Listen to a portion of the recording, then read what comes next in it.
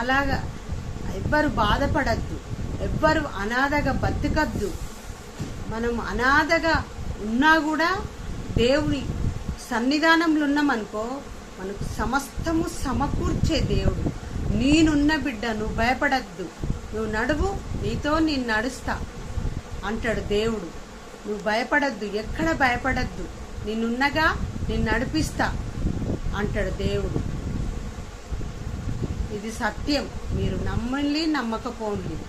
నన్ను ఎంతో మంది కించపరిచిళ్ళు, నా చుట్టాలే కించపరిచిళ్ళు, పెళ్ళిళ్ళకు పిలిచిళ్ళు, వాళ్ళందరితో మాట్లాడిళ్ళు, నాతో మాట్లాడలేదు. నేను ఎంతగానో దుఃఖిస్తే దేవుడు అన్నాడు, బాధపడద్దు, నేనున్నా కదా, నువ్వు బాధపడద్దు, నేను నడిపిస్తా, నువ్వు నడువన్నాడు దేవుడు.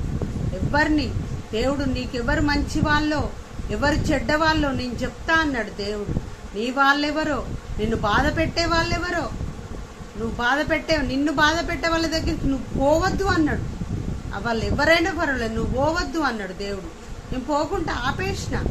నేను దీనస్థితులు ఉన్నప్పుడు నన్ను ఎవ్వరు పట్టించుకోలే, వాళ్ళ దగ్గరికి నువ్వు పోవద్దు అన్నాడు. నేను జాదుకుంటా కదా, నువ్వు పోవద్దు అన్నాడు. నేను పోడు బంద్ చేసిన. నేను ఎవరి కోసం నేను బాధపడతలేను. నా దేవుడు గొప్ప దేవుడు అని దేవుణ్ణిలో ఆనందిస్తున్నా, దేవుణ్ణిలో సంతోషిస్తున్నా.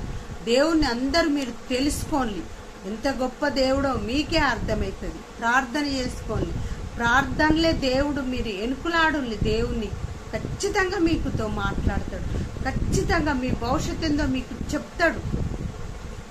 ఈ కొద్ది మాటలు దేవుడు దీవించి ఆశీర్వదించునుగాక. విన్న వాళ్ళందరూ దేవునిలో రక్షించబడాలన్నదే నా ఆశ, నా ఆశయం. దేవుడు మీ కుటుంబాలను మిమ్ములను చల్లగా చూసునుగాక.